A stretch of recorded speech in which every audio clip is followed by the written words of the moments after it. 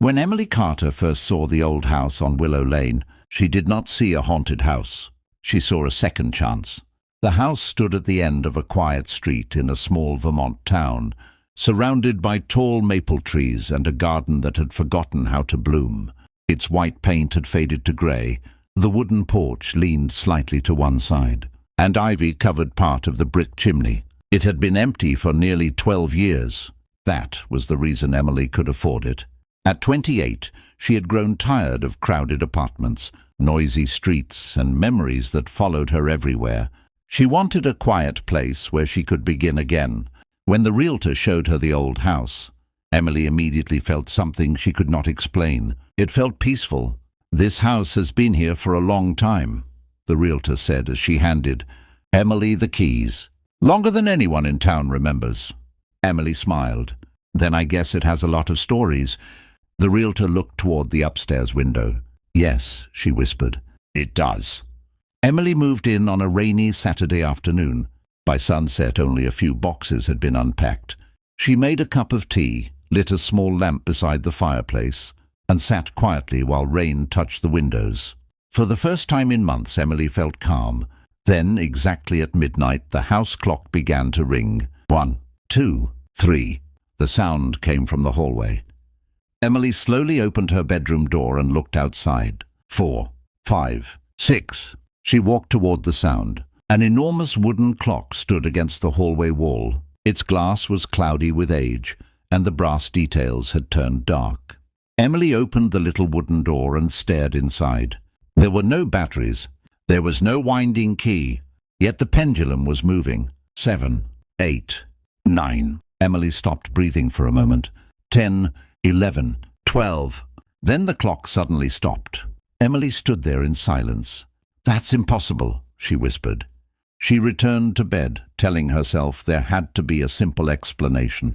But the following night, at exactly midnight, the clock rang again. And the night after that. Every night, always 12 times. On the 4th night, something changed. After the final chime, Emily heard a faint sound coming from inside the clock. A woman's voice, soft, broken, almost like a whisper carried through a distant room.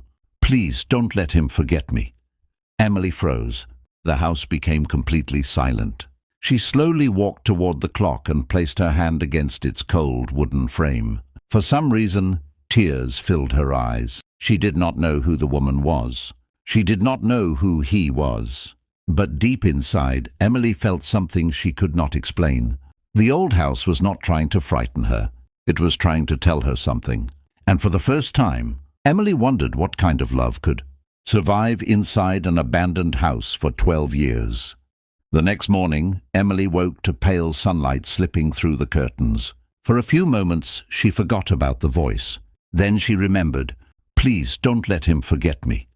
The words stayed with her while she made coffee, unpacked dishes, and opened the curtains. She tried to convince herself that the strange sound had been caused by the old pipes or the wind, but she knew what she had heard. That afternoon, Emily decided to explore the house. There were 6 rooms downstairs, 3 bedrooms upstairs, and a narrow staircase leading to a small attic. The attic door was locked. Emily found an old key inside a kitchen drawer.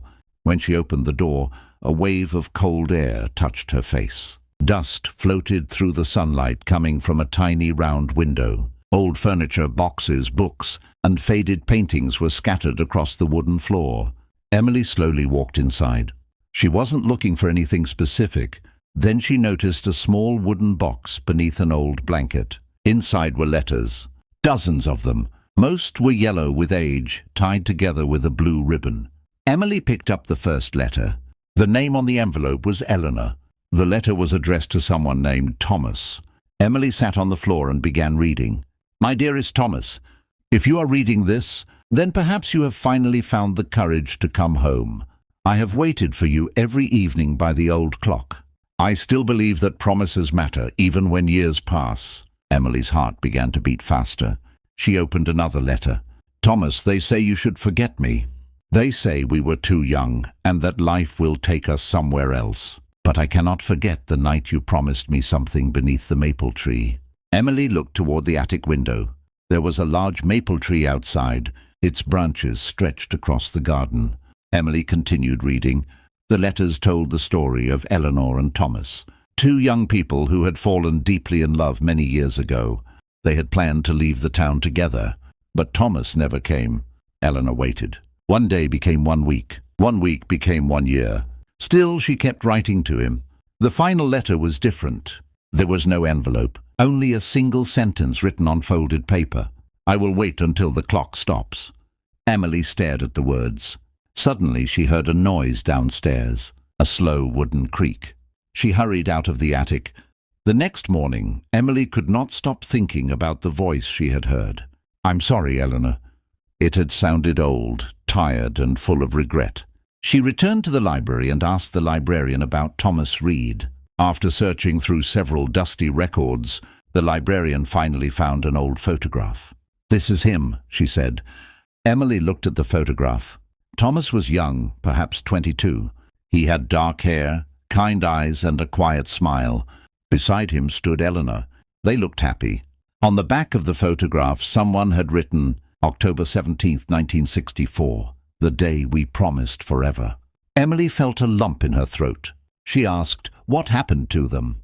The librarian sighed. People in town used to say they were deeply in love. Then Thomas left suddenly. Eleanor waited for him for years. Did he ever come back? No. The answer was simple. But somehow Emily felt it wasn't the whole truth. That evening she returned home carrying the photograph. She placed it beside the old clock.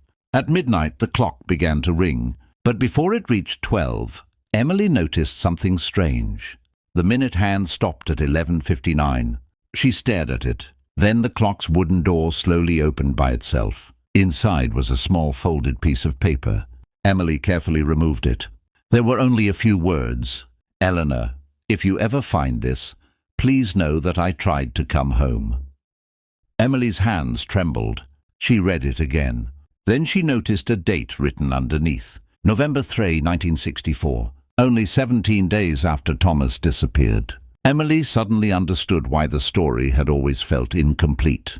Thomas had tried to return, but something had stopped him. The following morning, Emily began searching for answers. She visited the town's oldest cemetery, where she found Thomas's family grave. There was no grave for Thomas. Instead, his name appeared on a small memorial stone. Emily asked the caretaker about it. The old man looked at her carefully. You bought the Willow Lane house, didn't you? Emily nodded. He became quiet. My grandmother knew Eleanor, he finally said. She used to tell me that Eleanor waited for Thomas every night. What happened to her? She never married? Emily's heart sank. She stayed in that house until she died. Emily looked toward the distant hills. Did she ever learn what happened to Thomas? The caretaker shook his head. No, and that's the saddest part. He then reached into his pocket and pulled out a small brass key. Emily spent the entire night reading Thomas's letters. There were dozens of them. Some were written on expensive paper, others on the backs of old receipts. Some were stained by rain, and a few had words blurred by what looked like tears. Every letter carried the same message. Thomas had never stopped loving Eleanor. He had written to her for years, but Eleanor had never received a single letter. The next morning, Emily returned to the town library. She placed the letters on the desk and asked the librarian to help her search the old records. For hours they searched. Finally, they found something. A newspaper article from 1965 mentioned a woman named Margaret Reed. She had been Thomas's older sister. According to the article, Margaret had returned to town alone after their father died. Emily's heart began racing. If Margaret had returned, she might have known what happened to Thomas. The librarian found an old address. Emily drove there that afternoon. The house was small and covered with climbing roses. An elderly man answered the door. My name is Daniel, he said. Emily explained why she had come. When she mentioned Thomas Reed, the man's expression changed. You know about him? I bought the Willow Lane house. Daniel stared at her for a long moment. Then he stepped aside. Come in. Inside, the walls were covered with old photographs. Daniel pointed toward one. That was my mother, Margaret. Emily looked closely. Then she noticed a familiar face beside her. Thomas. He came back, Daniel whispered. Emily's eyes widened. What? Thomas came back to Vermont in 1971. Daniel explained that Thomas had spent years caring for his younger sister. When she finally recovered, he returned to find Eleanor. But someone had told him that Eleanor had married and moved away. He believed she had forgotten him, Daniel said. But Eleanor never married.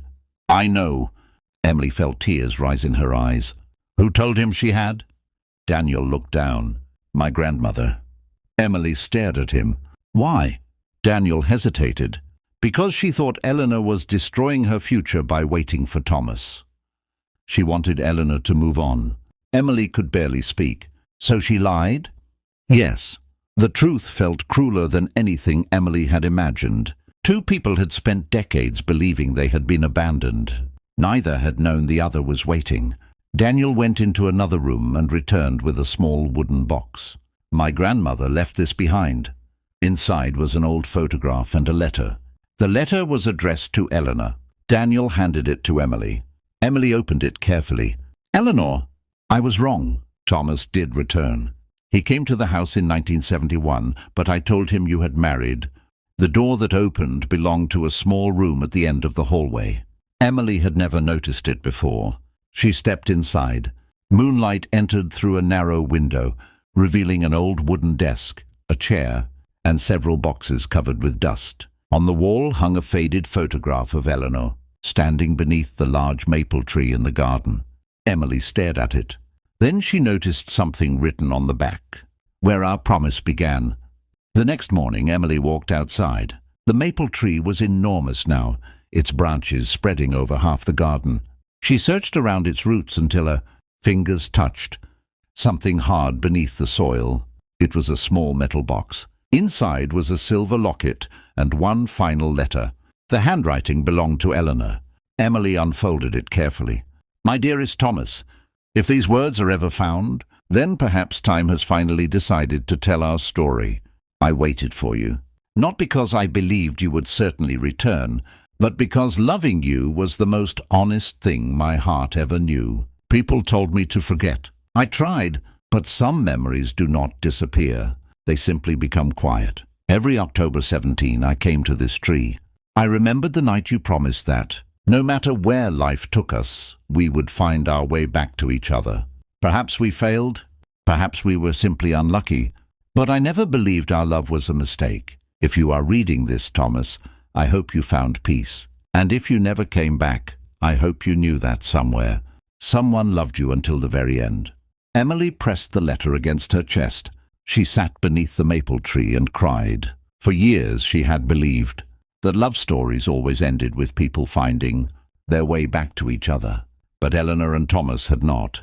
Their love had ended without a reunion, without an apology, without one final goodbye. Yet somehow Emily felt that the story still deserved an ending. That afternoon she searched Thomas's name online. After hours of searching, she found an obituary from a small town in Oregon. Thomas Reed had died peacefully at the age of 79. The obituary mentioned that he had never married. Emily read the final sentence several times. Thomas was known for keeping an old photograph of his first love throughout his life. Emily closed her eyes. He had remembered her all those years. She looked at the silver locket. Inside was a tiny photograph of a young man. The next morning, Emily woke before sunrise. For a long time, she sat beside the bedroom window and watched the first light appear over the trees. The house felt different, quieter, warmer, almost as if someone had finally stopped waiting. Emily carried the letters outside and walked toward the old maple tree. She dug a small hole beneath its branches and placed Eleanor's final letter inside a wooden box. Beside it, she placed a copy of Thomas's last letter. Then she added the photograph of the two young lovers. Before closing the box, Emily whispered, "They found each other in the end." She covered the box with soil and rested her hand against the maple tree. The wind moved softly through the leaves. For a moment, Emily imagined she could hear two people laughing beneath the branches. Not sadly, happily. That evening, Emily returned to the house. She made tea, lit the fireplace, and sat quietly in the hallway beside the old clock. For the first time, she wasn't afraid of midnight. She was waiting for it. At exactly 12, the clock began to ring. 1, 2, 3. Emily closed her eyes. 4, 5, 6. She remembered Eleanor's letters. 7, 8. She remembered Thomas's words. 9, 10. She remembered how two people had loved each other for an entire lifetime without ever knowing that their love had survived. 11. Then came the final chime. 12. The clock stopped. Emily opened her eyes. The pendulum was still, completely still. She waited. 1 minute passed, then another. Nothing happened. The clock had finally stopped. Emily smiled through her tears. She understood. Eleanor had kept her promise. Thomas had never forgotten. And now someone had finally told them both. Emily stayed there until morning. When sunlight entered the hallway, the house seemed brighter than it had ever been. A few weeks later, Emily restored the old garden. She planted roses beneath the maple tree and repaired the porch. The house slowly became beautiful again. People in town began visiting. Some brought flowers, others brought stories.